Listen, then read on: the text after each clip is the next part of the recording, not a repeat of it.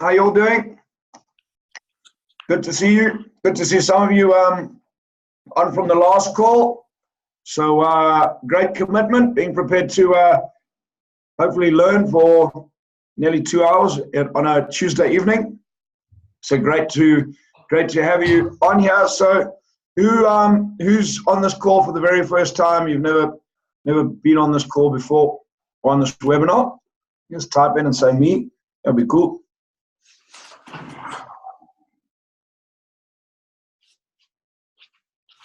Neil, welcome. Good to have you on. Good to have you on, Harry.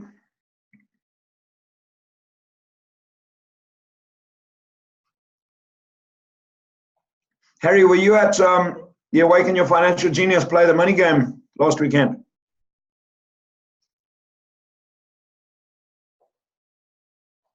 It is the same, Harry. Oh, good. Good to see you on this. Excellent. Did you enjoy that session?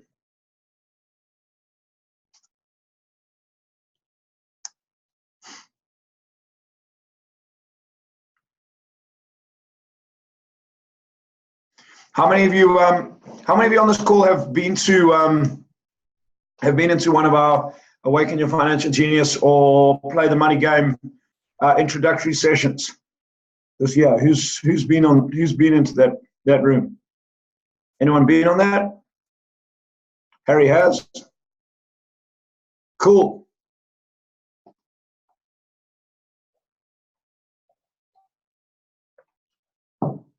So Mario, we got a date for our next one? Or Marlon, have we got a date? Not yet. Okay, cool. So for the next introductory program, the next thing we're obviously doing around financial freedom is when Robert comes out. So yeah, pretty pumped up and excited about that. So just on that, how many of you have got tickets to go to the Investor Summit, the Success Resources Investor Summit? Who's got tickets? Who's going to that? Excellent. Oh, good. It'll be worthwhile going to. Even just to listen to Robert, I think will be really, really worthwhile. Robert and Tom Wheelwright. Tom is a really, really, really great guy, very smart when it comes to taxes. So, okay, good. So tonight we are talking, as we do on Tuesday nights on the second webinar, about money, financial freedom, becoming financially free. And tonight is your night. I want to open this up. I know this becomes difficult sometimes, but I want yeah, what are some of the things bugging you when it comes to making money, when it comes to generating money, when it comes to becoming financially free?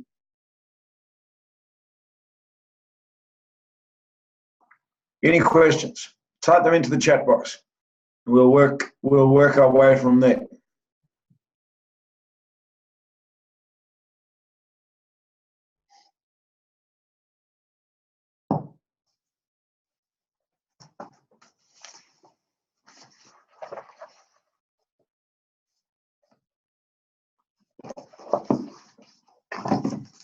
Okay, good. Abdullah, how far can you go with debt? Okay, good. So let's talk a little bit about debt. So Abdullah, what is debt?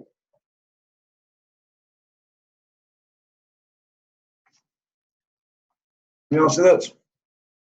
Well, so let's cover the process first of all, because there's people from all different areas. But I'm just going to log on here on my phone, and so the first question is that I'll ask you is, what is debt? So type in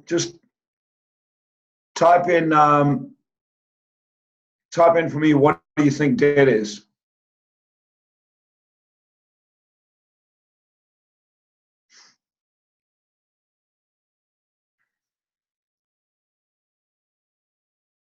Anyone type in? What is debt to you? When we say the word debt, what comes up? What little voices come up? What feelings come up? What do you think? What do you think debt is?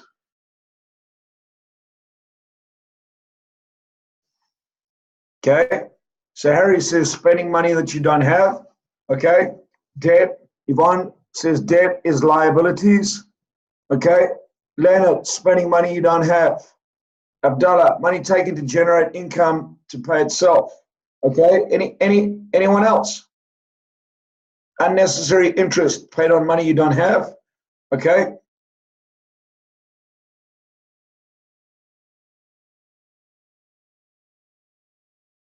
Colin calls it financial slavery. Okay. So let me ask you the next question. How many of you are tired of debt and how many of you are scared of debt? Okay. So just type in tired and scared if you're tired and scared of debt.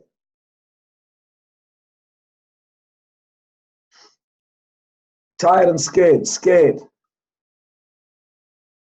Tired and scared, a cup full. Scared, not tired as I don't really have any. Okay, tired. Scared.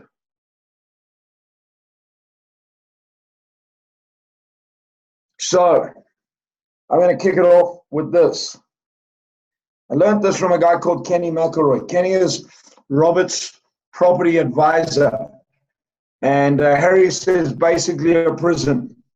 Now, this for me, when I learned this from Kenny, was very profound. And it's this.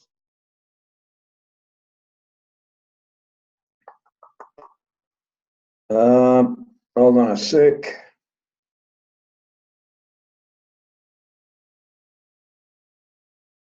Okay.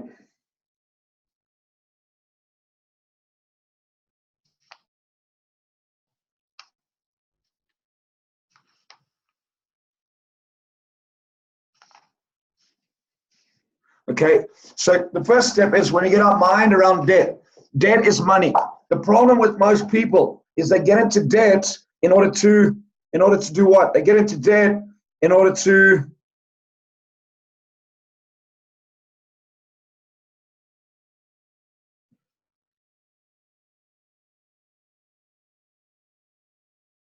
service spending.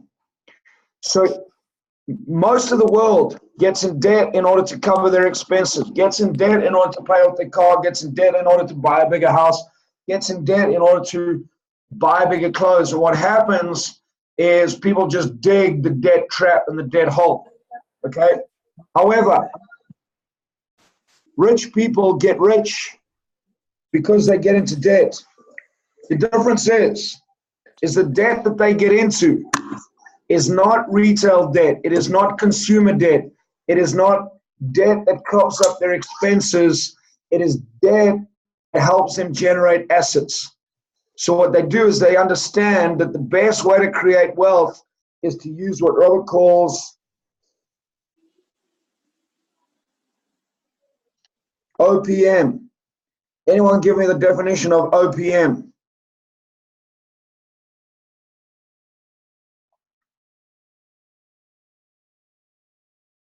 Very good, Neil. Other people's money.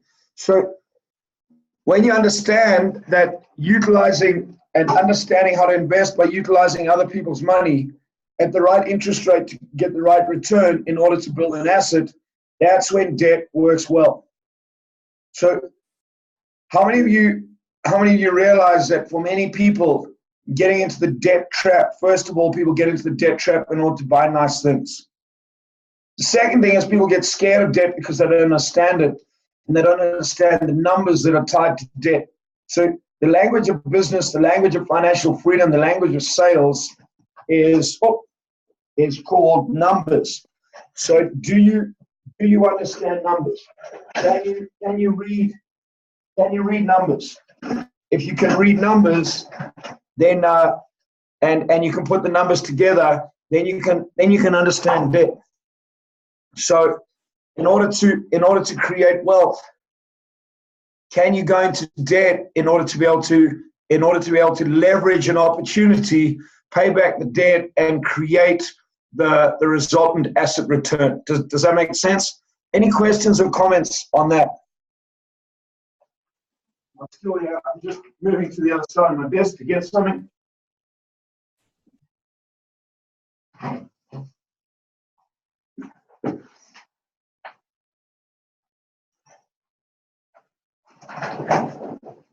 Any questions or comments around that, around debt being money? So let's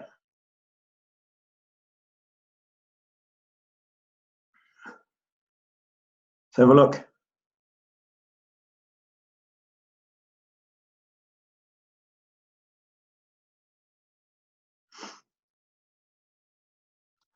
So let's go to Abdullah. How far can you go with debt? Well, the question is, Abdullah, how big a financial game do you want to play? How much wealth do you want to create? And what is your appetite for risk? So I don't know, if you look at Donald Trump, they call him the king of debt. But out of that debt, he was able to create immense wealth. Okay, now it depends on which side of the quadrant you sit, which depends on which side of the quadrant your little voice operates, which depends on which side of the quadrant your mindset works. So when I talk quadrant, I talk Robert Kiyosaki's quadrant and the 4 areas of earning money: as an employee, as a self-employed person, as a business owner, or as an investor. Now, my observation, now this is an observation, is that in each one of these quadrants, employees are often in debt in order to cover expenses. Yes, greater debt because of greater expenses. Would that be a fair assumption? Self-employed people often don't want to go into debt because they have a fear of getting into debt for their business because they won't be able to pay it off. Now, a couple of areas here is, one, sometimes they can't sell or they can't undertake sales. Okay. 2, they have a fear of going into debt. Or they get into debt for the wrong reasons because they're not generating enough income, so they go into debt in order to fund their lifestyle, and the funding of their lifestyle gets them into a hole because their business is not generating an income to cover the debt, because the debt that they're going into is not used to generate further income to create a return on investment. Business owners, however, leverage debt. Investors leverage debt and use what we've said is other people's money in order to create something bigger than what they can do themselves. So where is your mindset? Where is your little voice when it comes to debt? What is it that you think you'd need to shift and change when we talk around around debt? What little voices come up when your mindset is confronted with going into debt? Now, importantly, going into debt for the right reasons to create a return on investment. What is it that you understand about leveraging debt? What is it that you understand about mitigating the risk that exists in the debt that you go into? You know, so watch people, they'll have a great job, they'll go and get a car, get this huge car, very expensive car based on their car allowance, and it doesn't come into their mind that they could lose their job. Okay? So if you had that mindset that what is it that I need to get into in order to mitigate my risk, because you've got to mitigate your risk against debt. Any questions or comments on debt?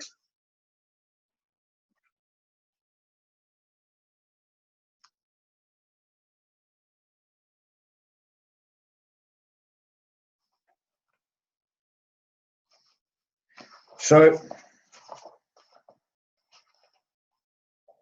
in Why the Rich Get Richer and the Poor and the Middle Class Stay Poor, Kenny McElroy says debt is money. One reason why the rich get richer is because they use debt to become richer. Unfortunately, without financial education, debt makes the poor and the middle class poorer. Donald Trump summed it up by saying, you know, I'm the king of debt. I love debt, but debt is tricky and debt is dangerous. So those words, what little voice comes up? What little voice comes up when you hear a guy like Donald Trump saying tricky and dangerous? I don't know about you. What comes up in my mind is lack of education, is lack of knowledge and understanding on how to leverage and utilize debt. What are you doing to teach yourself? What are you doing to learn about debt? What are you doing to teach yourself practically about debt? Are you prepared to leverage a little bit of debt and start utilizing debt in order to learn from being in debt? So the housing market crashed when mortgage bankers began lending money to subprime borrowers. Remember that, 2008, the subprime crash.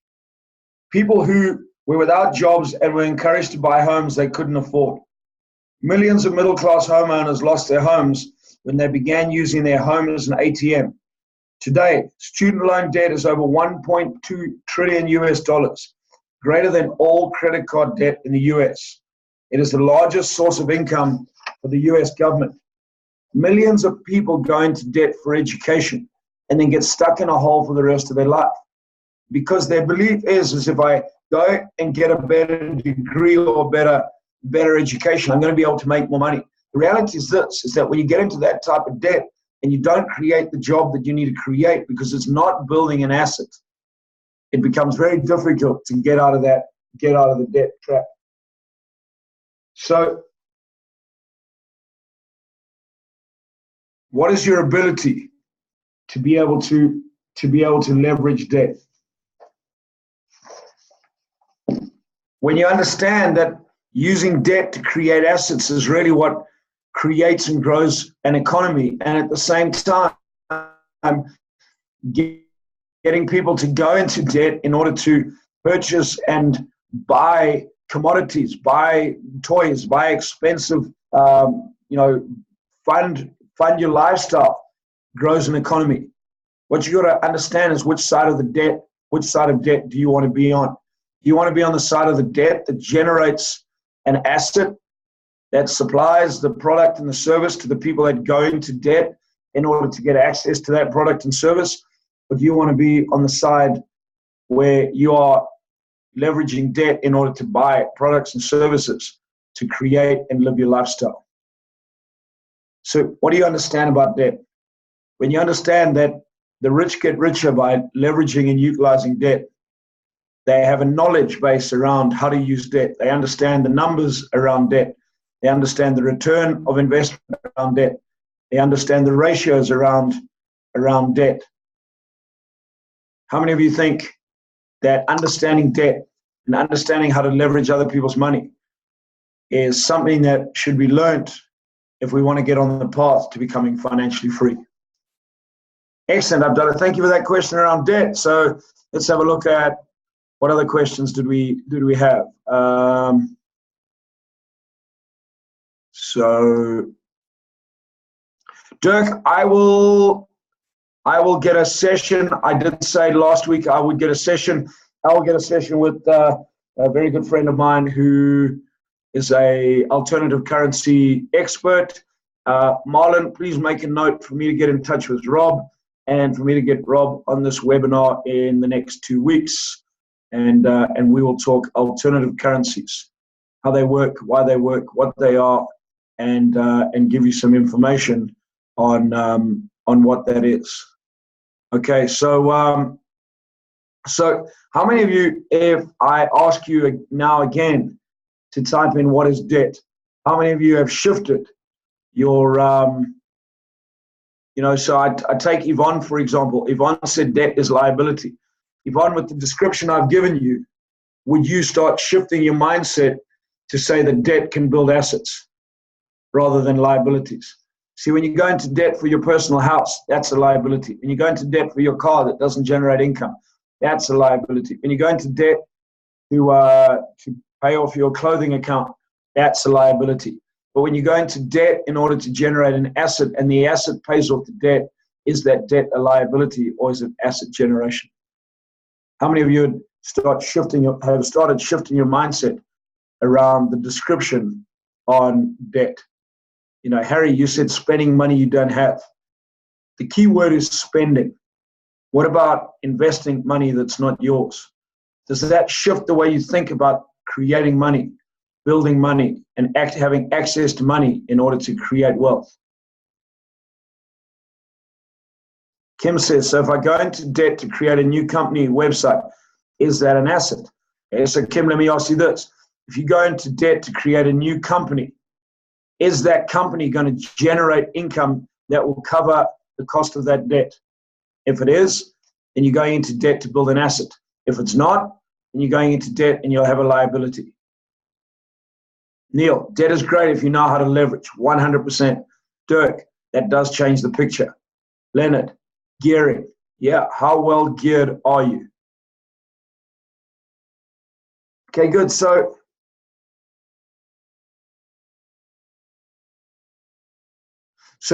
Harry, your comment is buying an asset that earns more than the debt you created to buy that asset is a good deal. Not often that lands in your lap. My experience, Harry, very few of those things ever land in my lap.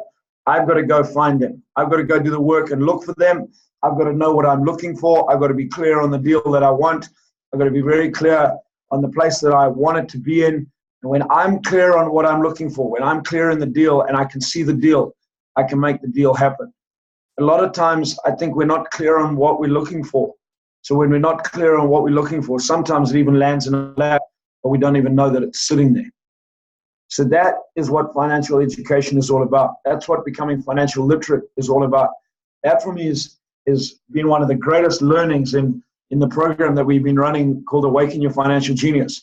It's made people so much more aware of what actually exists and the opportunities that they have in front of them if they understand how to go out and leverage and uncover those opportunities rather than waiting or expecting them, not saying that that's what you're doing, but rather than waiting or expecting them to land in their lap. Now, sadly, what I do see is a lot of people are hoping that things land in their lap, hoping that things get better. My observation and working around some of the rich dad advisors is that those guys don't.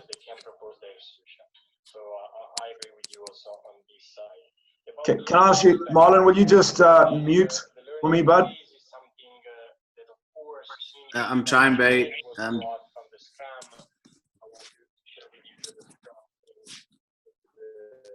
So if you're on unmute, please do us a favor. Please mute. Thanks. Awesome. So yeah. So that's part of becoming financially literate. That's part of the studying and the learning, understanding what is it that we do now and what is it that we need to change in order to create the opportunities that we need to create in order to create wealth.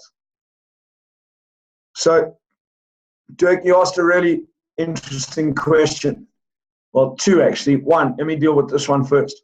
What is your definition of the difference between wealth and riches? Well, let's kick off and see. For me, I can become rich overnight. Rich for me is generating money. Financial wealth for me is generating money over time, that once I've generated the source of that income keeps coming. I can become rich overnight. I can win the lotto, I'm rich overnight. I can go and sell 1 million of my books, I'm rich over, I do a deal, I'm rich overnight. That doesn't necessarily mean I'm wealthy. Robert's definition of wealth is time-based. Wealth is created over a period of time. Becoming rich, you can become rich overnight. But when we look at wealthy people, often the terminology is those people are rich. So the difference between rich having lots of money and being rich and having a lot of wealth, I think are two very, very different things. So let's just have a look and see what the dictionary says about rich. Okay, so rich is having great material wealth. Rich is having great worth or value. So abundant or productive. So let's have a look at wealth. Wealth, an abundance of valuable material possessions or resources. The state of being rich, affluence, goods and resources having value in terms of exchange or use.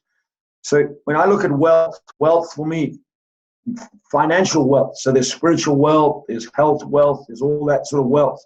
But financial wealth is the ability to build an asset that over a period of time will continue creating income. So a measurement for wealth is, if you stop earning the money you're earning right now, how many months, how many weeks, days, weeks, months, or years could you continue living in the manner within which you're accustomed to living right now? So just work it out. What do you have in terms of assets? What do you have saved up that if you're earning, so let's say you're earning 100,000, let's say you are spending 100,000 Rand a month in order to live the lifestyle that you live. If you lost your primary source of income,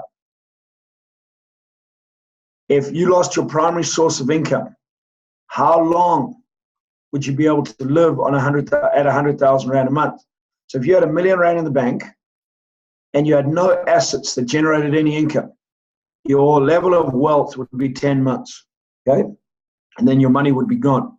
If you had an asset portfolio that made you 100,000 Rand a month, how many months could you live? You can keep living and keep living and keep living, because your asset base will allow you to live in that, will allow you to be able to live in that manner,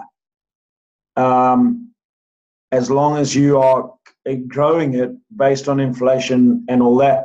So if you just had zero at a zero base rate, if you just said no inflation, anything right now, it's 100,000, and I have an asset for 100,000, your wealth is then based in time. You can keep living that lifestyle. Whereas you could be rich because you had 1 million Rand sitting in the bank, but what is it in terms of time-based wealth? Does that answer that, Dirk? Does that shed light on that sort of thinking? So Dirk says, so would a business then be considered part of your wealth?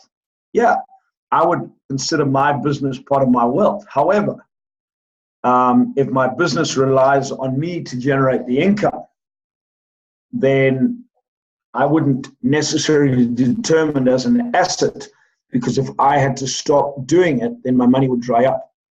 So it is a source of wealth, or I use it as, so currently my business is a training business.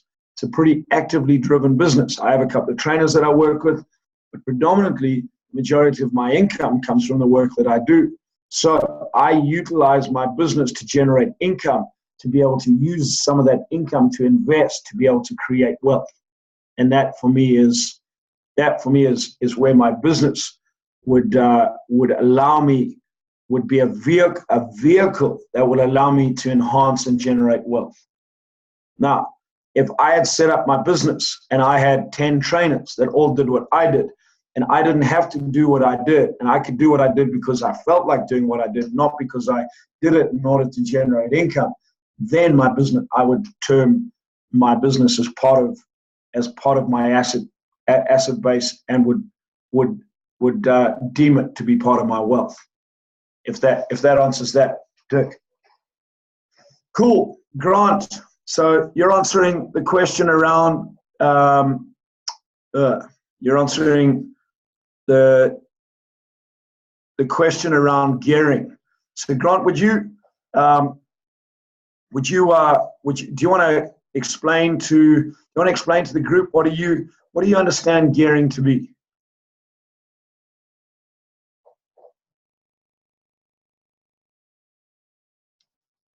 If you want, you can open up your mic. That'll be cool. Nice to have someone else speaking.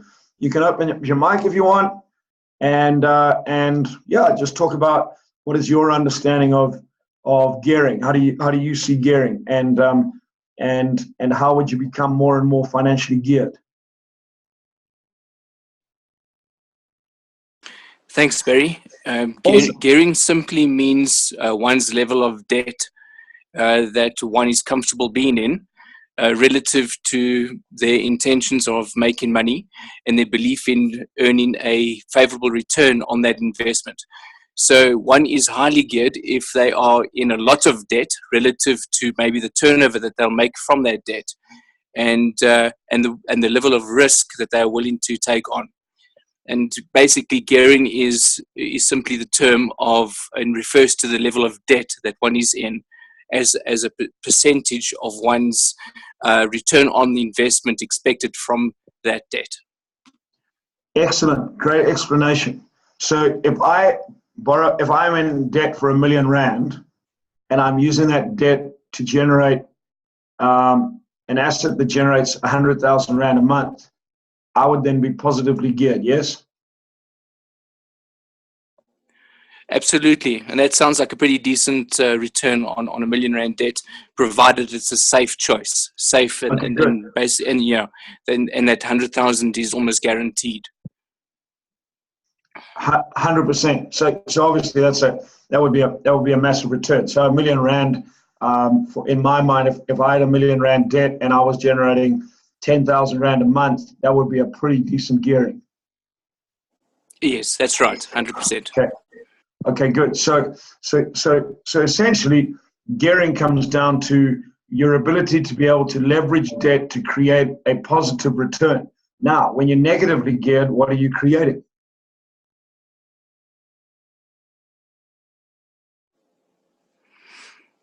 I suppose, Barry, that your return on your investment in negatively geared means that you are not earning a sufficient return on your debt, the money that you've borrowed. You're not earning a sufficient enough return to be able to repay the installments on that debt. I would imagine that's negatively geared. Okay, great. So you're going backwards. So you're going backwards. When we get into consumer debt, we immediately become negatively geared because we get into debt in order to pay off something that will not generate a return on investment. Yes, absolutely. All private borrowings for private non-income generating activities are immediately negative returns or negatively geared. That's 100%. Right. Now, sometimes in gearing, especially when you start businesses, you'll be negatively geared because you will go into debt and it'll take you a period of time to build up the asset that starts generating a return on that debt. And then you start your gearing starts changing into a positive rate. So again, it comes down to becoming financially free. Creating wealth is about, do you understand the movement of money and where it moves and what the return on that movement of money is? Grant, thank you. Great explanation. Brilliant. Thank you, Barry. Thank you. So, okay, good. So Evelyn asks, can I use debt to further my education on a wealth-creating activity? So Evelyn, simple question. What do you think? Do you think that you can go into debt to further your education in order to learn how to create wealth?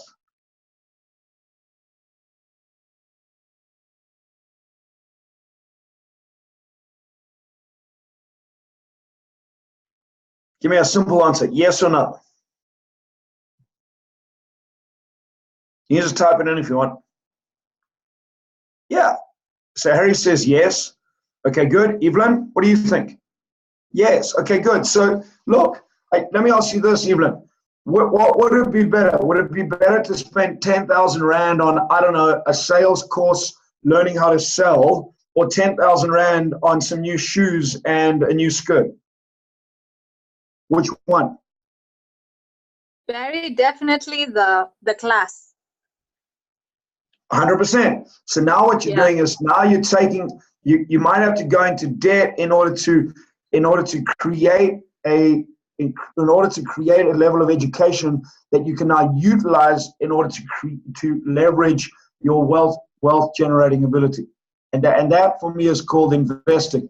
Now for me, the most important person that you can invest in is you. Okay, in your mindset, in your education, in your understanding of what you need to do.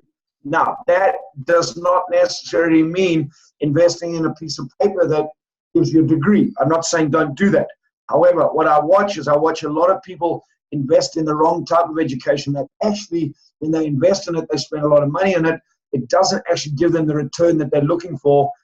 And what they hope is that when they invest in it, their boss will give them an increase. Now, I'm not prepared to risk. I'm not prepared to risk my investment in my education on somebody else determining my level in creating money. So my investment in my education, and I'll let you know that one of the largest pieces of my expense in my business is the investment I put into mine and my wife's education, as well as members of our team, in terms of educating us in how to change the way we think, what we do, and in creating wealth. I think last week, literally, I flew to the US to spend one day with Robert Kim and some of the Rich Dad advisors and their partners in Phoenix. That's an investment in education. That's a pretty expensive investment. 25 hours of flying one way, one day in Phoenix, 25 hours flying back. But I'd much rather do that than spend that 50, 60,000 Rand on investing in a new car or something to that effect. Does that make sense? Because I know that I will get the return out of what I learn, and that will be a tangible return. Okay, so Dirk says this, and I think Dirk, you and I are on the same page with this. No, because education without action is worth nothing. So you've got to be investing in something that is going to add value to you, that you can take action on and apply in order to create those results. It's a great question, Evelyn. Hopefully that answers that question. Okay, great. So Dirk, you asked a question that actually links into this. What should you invest in when it comes to retail properties? Let me find it quickly. Yeah, which property type is best to invest in? Commercial, retail, or residential? Dirk, I'm going to give you Robert Kiyosaki's answer. Which one do you like? Which one are you prepared to study? And which one is the... So they different. It's so that question is like, which business will make me the most money? Well, the business that you are going to be passionate about, the business that's going to drive your purpose, the business that's going to allow you to be able to utilize your skills and ability better than any other business. So at the end of the day, if it's property that you want to go into, what area of property? I know people that invest in all different areas of property. I've got mates that are in the commercial game and make a lot of money. I've got mates that are in the retail game and make a lot of money. I've got mates in the residential game and they make a lot of money. It comes down to, what are you prepared to invest in terms of your learning and education? What do you want to become the specialist in? What area are you going to invest in that is going to drive your passion? Because quite simply, you might want to go into the residential and you'll just hate flipping having hundreds of tenants. Or you might go into the retail and just love the part of being able to help business owners build businesses in the retail sector, because that's what you do or what you want to do. The same with commercial. What is it that you want to create? Many different types of opportunities. The question's the same. What should I invest in? Should I invest in stocks and shares? Should I invest in commodities? Should I invest in property? What should I invest in? Well, what again, out of those, what is it that you get excited about? For me, pretty simply, my passion and what I love is business. So I know that when I'm investing in businesses, when I'm working with businesses, when I'm creating ideas around businesses, that is where I operate best. That's where I You can give me books on entrepreneurship, on building businesses. I will read them all day long. You give me a book on stocks and shares, man, I don't have a lot of interest. So, at some stage in my life, I might decide to go down that route. Right now, my focus is on building businesses, creating businesses, helping other people create businesses, and creating assets out of the business. My process is create businesses to create cash flow, use that cash flow to invest in property, and then leverage the businesses that I invest in the properties in terms of utilizing the properties to create wealth. So what is it that excites you?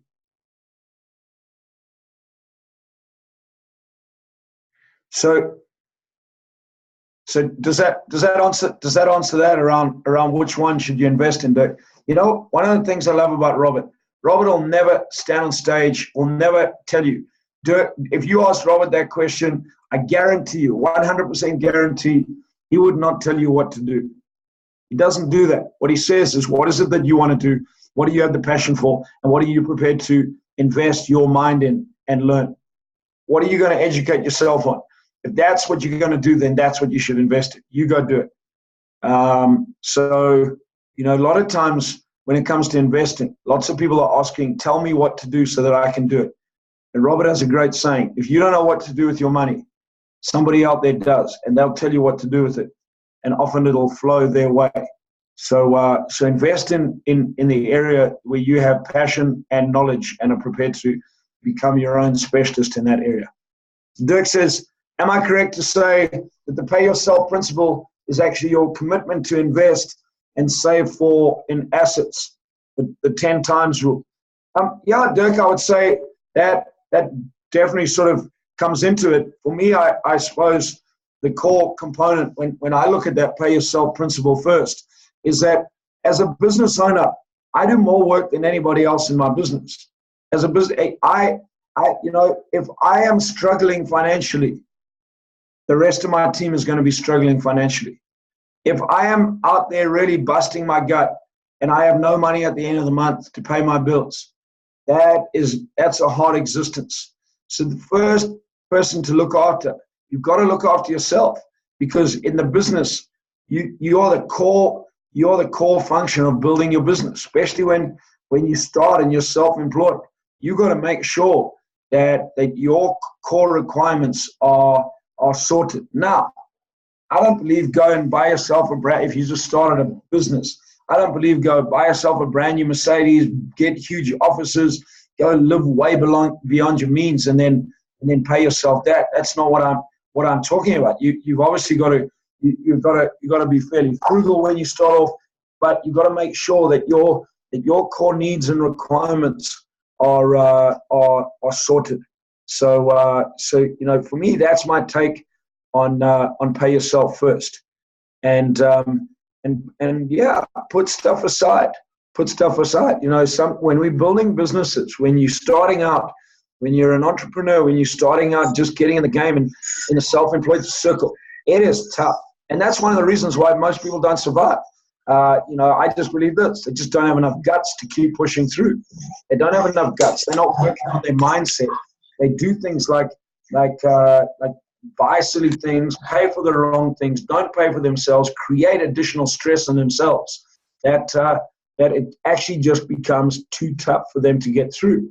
Coupled with the fact that all too often they're not actually working on this, and their growth and capacity and their mindset doesn't allow them to keep going. So make sure that you're okay. This is the other thing. You're building a business, you've got a family at home. If they're struggling, that also puts added pressure on you. If your wife can't, go and do a decent shop and feed your kids, that's going to put a lot more pressure. So you've got to make sure that you're geared to be able to cover that. How do you generate income out of that? You learn how to flip and sell, and that's where we have the saying, sales equals income. The better you sell, the better you earn. But make sure that you can sell to cover what you really need. Because look, how many of you can associate with what I've just said? when you're not paying yourself, when you're not covering the things you need to cover, then it becomes tough. It becomes tough on the home front. When it becomes tough on the home front, it becomes tougher on the work front, and your mind just goes wrong way. And that's why you've got to be working on your mind. You've got to be investing in you and your mindset. You know, I'll go back to Evelyn. Evelyn, best place that you can invest in, if you want to invest in education, is in your mindset, in expanding your mind, not necessarily in getting more information or more technical information, but in growing your mind. So your mind's capacity, your being becomes bigger. When your being becomes bigger, you'll find the things that you need to do. Most people invest in education, but are investing in the technical skills side of education. When they invest in that, they don't have the mindset and the being to be able to use that. And sometimes that investment in that education is a waste of time. Or waste of money, at least. It's never a waste of time. And you'll always get something out of whatever you get in, even if it's some great lessons. So any comments or questions on that piece that I've just talked about now?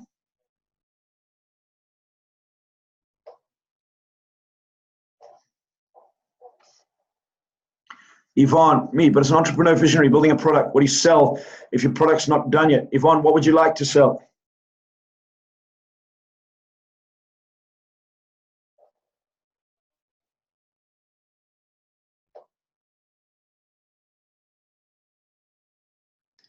For me, it's pretty simple. You have two options. If you have a job, you keep your job and build your business and build your product while you're earning income. That's pretty tough, but you've got to be very disciplined to do it. Or while you're building a product, you've got to generate income. There are millions and millions and millions of products and services out there with people that can't sell them. You become good at sales, you go sell other people's stuff. And that's the truth. Yeah, there's essentially three things that you can sell as an entrepreneur. You can sell your stuff. So these are the three things. One,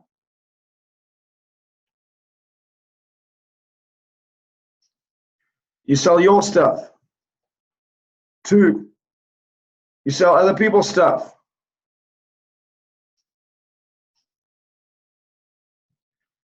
And three, this for me is one of the most underutilized, misunderstood opportunities in the world, and it's this. It's business systems. And simply what forms business systems are businesses like network marketing companies, multi-level marketing companies, and those type of things. I watch people really struggling to get their businesses off the ground. You talk to them about network marketing, starting something on the side so that you can generate wealth at the same time as you're doing what you're doing, and people have a little voice issue about it. There's many ways to generate income. Those are the three options. While you're trying to develop your stuff, sell other people's stuff. But you have to know how to sell. Or join a network marketing business or a multi-level marketing business. It's designed to do it part-time. You go out and you go out and you generate that income on the side. And if you're in a good network marketing business and you build it, that generates an asset. You know, I work with some network marketing companies. Within 6 to 12 months, you can generate 10 to 15,000 Rand a month, consistently coming in every single month once you build it. I don't know about you. How many of you in the next 6 to 12 months could do it building an asset that generates 10 to 12,000 Rand a month? That's the equivalent of $1 million to $1.5 million Rand when it comes to property. So there's many ways that you can generate income. Are you prepared to think outside and beyond yourself? You know, so Yvonne, you say, yeah, you sold everything, you know, from food to insurance. Understandable. So if all your efforts are going into your business development right now, and you have enough cash flow that's allowing you to survive and live, that's cool. I'm not saying go out and sell anything else. I don't know where your financial situation sits, but in many cases what happens, people focus tons of time building a product, building a service, and then their money dries up. Then they have no money because a couple of reasons. One is they way overestimate the short term and they way underestimate the long term. What I mean by that is they think that their product is going to be developed way quicker than it actually is, or their service is going to be developed way quicker than it actually is. They way overestimate how people are going to jump onto it and just take it up. So remember that when we start developing stuff, we have this little thing that we think, because we think it's a great idea, everybody else is going to think it's a great idea. My experience in that, it takes a lot longer than we expect for people to get into it, for people to buy into it, for people to jump into it. You know, I was reading the story today of the guy that 20 years ago developed the product called Water Babies.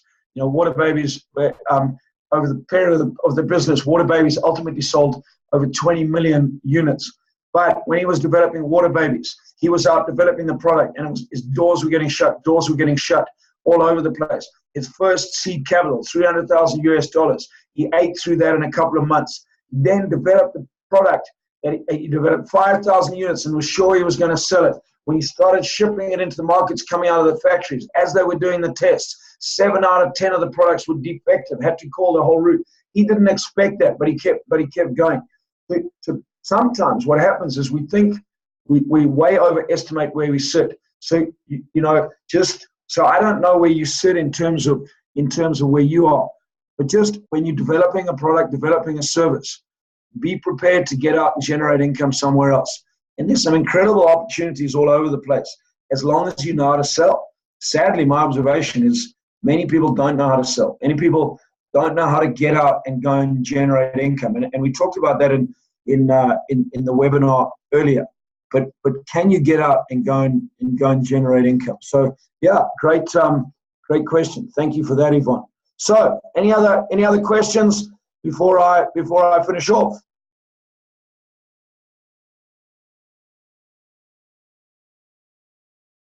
So what are you prepared to sell to generate income? Can you sell? And when you generate that income, where will that income be channeled into?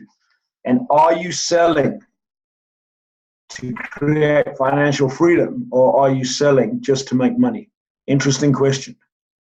So in the next couple of weeks, I am super excited. Robert Kiyosaki and Tom Wheelwright are going to be in the country. They are coming to do the event with Success Resources, which is the Investor Summit. I'm excited. I'll be at that event with Robert and Tom, and so I'll be there. I'm really excited to be there with them and have them in the country. And we have an incredible opportunity. I have an incredible opportunity. I'm hosting Robert and Tom for a couple of days. And on the evening of the 31st, from 2 o'clock in the afternoon until 8 o'clock in the evening, I have a very exclusive program, which I'm running with Robert Kiyosaki and Tom Wheelwright. And those of you that might be interested, how many of you wouldn't mind being in a room for 6 to 7 hours with maybe 50 to 60 people, very small, very exclusive type of room, with listening to Robert Kiyosaki and Tom Wheelwright. So if you're interested in doing that, there's a way to do it. The way to do it is you need to get on our Awaken Your Financial Genius program, which is a 10-week program that I run based on Why the Rich Are Getting Richer, that I developed with Rich Dad Advisor Blair Singer, and through the teachings of Robert. So if you're interested in getting into that room, then I encourage you, speak to us. Just type in here, me, RK, and our team will speak to you about how you can sign up for Awaken Your Financial Genius. So, Grant, have you got your ticket for the Investor Summit, or have you got your ticket for the Awaken Your Financial Genius 10-week program as well?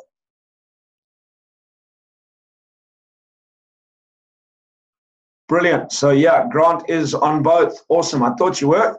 Cool. So that's going to be exciting. So you'll also get to meet Robert at the Investor Summit. So we'll have our team together there. So that'll be really exciting, and he'll be excited to see some of the people that work with the Blair Singer trainers. So that'll be cool. So really looking forward to having you at that, Grant, and in that evening event. So anyone else who would like to do that, then just type in me, RK, and would love to get you on that program. So Yvonne, if that's something you'd be interested in doing, we'll chat to you about that. So any questions or comments before I wrap up? Did you get value tonight? Was it worth spending the last hour with us? I hope it was. And any questions or comments we could finish off on. And just if you did get value, please just type in got value. And if you are getting value out of these, please can I ask, you're more than welcome to get on these every time we do them. Please can I ask, would you be kind enough to, only if you're getting value, to forward them on to other people that you know, to let them have the same experience that you're having, and let them learn from it as well. So Yvonne, pretty much we do a sales one every Saturday. We have been running a financial one every Saturday. We will probably be running a financial one every second Saturday, but we will take that from now until Awaken Your Financial Genius. It is every Saturday. Every Tuesday. Sorry, every Tuesday. So great having you all on this. Abdullah, I'm hoping that you will make it to Joburg and come and join us for that event. I'll let you know how that works. So yeah, every Tuesday. So great, Dirk. Thank you, Dirk. Please don't apologize. Your questions are great. I love questions. I love interaction. My belief is that teaching, you need to be taught what you need to learn, not what the teacher wants to teach. School was all about that. Hey, kids, I'm going to teach you what I want to teach you. How many of you are at school and you just didn't want to learn what the teacher was teaching you? You had a whole lot of questions that you wanted to ask and you could never ask them, and you just got bored as hell. Well, that was me. That was me anyway. That was my experience. I love the teachers that would say, okay, what do you want to learn? I had one particular, probably the only teacher I ever liked at school. We could ask him questions and he would go into it if he didn't know.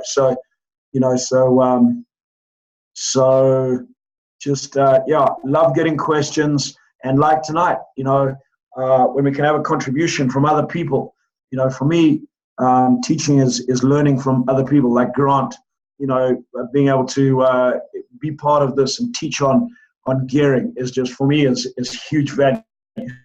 So please don't apologize for your questions. When you come on these, please bring questions.